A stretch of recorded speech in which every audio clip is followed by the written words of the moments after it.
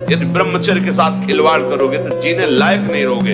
देख लो, ब्रह्मचर्य एक वो महान आशीर्वाद है भगवान का, एक अपार शीतलता, कोई भी रोग तुम्हें परास्त नहीं कर सकता, एक नवीन उत्साह, एक नवीन बल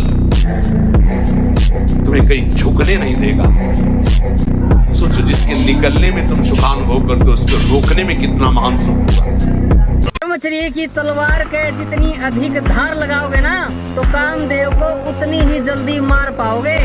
अच्छी ब्रह्मचर्य की वीडियो देखो और ब्रह्मचर्य का मजा लो, मजा ब्रह्मचर्य का। हमारी बात मानो, 4 बजे उठ करके शौच स्नान करके यदि 20 मिनट व्यायाम करोगे रोज, तो आप देखोगे वरदान की तरह काम करेगा। दवा कोई वर्जिश से बेहतर नहीं, नुस्खा है कम खर्च, बाला नसेन शक्ति बढ़े, फुर्तील है चोट न अधिक पिराए, अन्न पचे चंगा रहे, कसरत सदा सहाय। ऐसा थोड़ी। पहले उठने का नियम ले कि सूर्योदय के 1 घंटा पहले हम उठेंगे। 5 बजे उठ जाइए और उठ करके सबसे पहला कार्य कीजिए, पृथ्वी के चरण स्पर्श कीजिए। पृथ्वी को प्रणाम करने के बाद उसी सैया में 5 मिनट केवल बैठ जाइए और 5 मिनट बैठकर 5 संतों का नाम ले लीजिए। इसके बाद नीचे उतरिए और पहले जो अपने माता पिता, अगर वो शयन कर रहे हैं तो कोई बात नहीं है, अगर वो शयन नहीं कर रहे हैं तो पहले जाकर माथा रखकर उनको प्रणाम कीजिए। इसके बाद आधा लीटर या 1.25 लीटर जितना आप जल पी सकते हैं, ये आपके ब्रह्मचर्य की रक्षा करेगा, कब्ज नहीं होने देगा और आपके मस्तिष्क की गर्मी को ठंडा करेगा। ऐसे वज्रासन में बैठकर धीरे धीरे 5 या 10 मिनट में जल पिया जाए, एकदम न पिया जाए। गिलास में लेकर के 500 ग्राम जल धीरे धीरे उसको पिया जाए। फिर इसके बाद आपको 100-200 कदम टहलना है। फिर इसके बाद आप शौच जाइए। बड़े बड़े ऐसे बिक गए, फुटपाथ में आ गए और एक साधारण आदमी ऐसे चढ़ गया कि जहां तुम पहुंच ही नहीं सकते। ब्रह्मचर्य एक विलक्षण महाव्रत है। ब्रह्मचारी का सौंदर्य प्रस्फुटित होता है, एक नूर उसके चेहरे पे झलकता है जो ब्रह्मचर्य को धारण करता है। एक नवीन आकर्षण, बालवत चेहरा, एक आकर्षण होता है भागवती।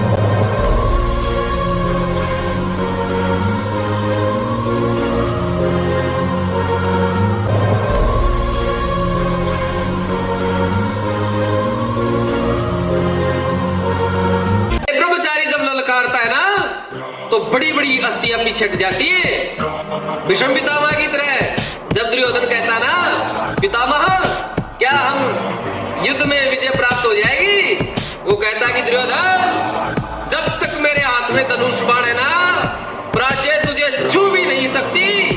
एक दिन में मैं 10-10 हजार को मारूंगा। ये थे ब्रह्मचारी। व्यायाम जरूर करो, अगर ना करते हो तो शुरू करो। 4 बजे उठ करके 20 मिनट व्यायाम करोगे रोज, तो आप देखोगे वरदान की तरह काम करेगा। देखो, आप देखो, अपना जीवन देखना, 1 साल में आप बदल जाओगे। 1 साल में चेहरा बदल जाएगा, जीवन बदल जाएगा।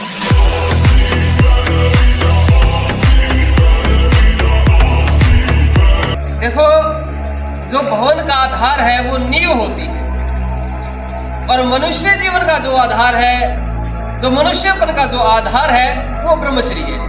ब्रह्मचर्य आपका जितना अच्छा है, जितना मजबूत है, आपका जीवन उतना ही अधिक आनंद से भरा हुआ है।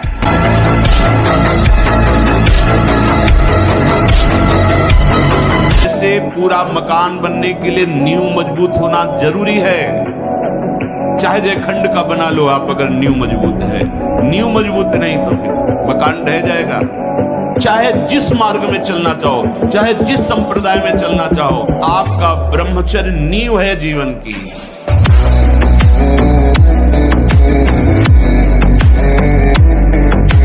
शरीर से तेज आता है, वाणी में ओज आता है, आकर्षण आता है। युवान बच्चे जितने भी पढ़ने लिखने वाले छोटे छोटे बच्चे हैं, ब्रह्मचर्य का जितने भी पालन बच्चे करेंगे, इतना तेज बढ़ेगा, इतना आकर्षण बढ़ेगा, आत्मबल बढ़ेगा, उतना ही आपके अंदर संकटों से लड़ने की क्षमता बढ़ेगी, उतनी ही सिंह जैसी गर्जना आपकी होती जाएगी। और हनुमान जी के पास एक ही पावर है, ब्रह्मचर्य की।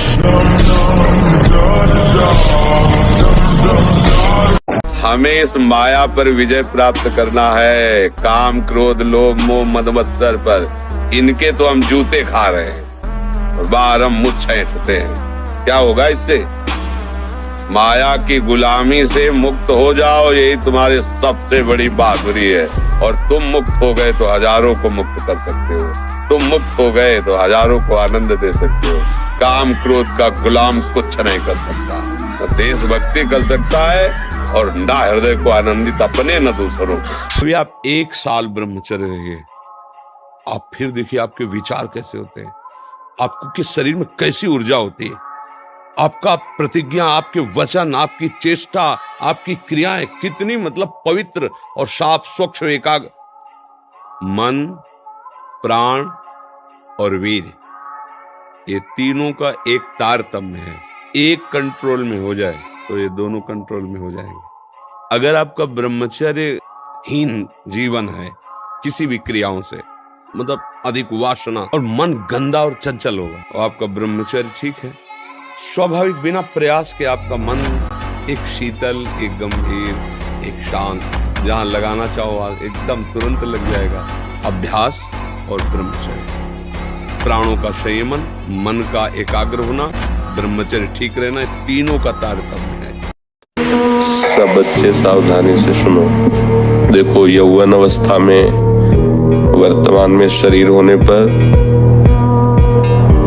हर साधक साधिका को चाहिए, अगर गृहस्थ में नहीं जाना तो परस्पर स्त्री पुरुष के आकर्षण से सर्वतोभावेन बचना है। किसी भी प्रकार से अपने ब्रह्मचर्य को नष्ट नहीं होने देना है।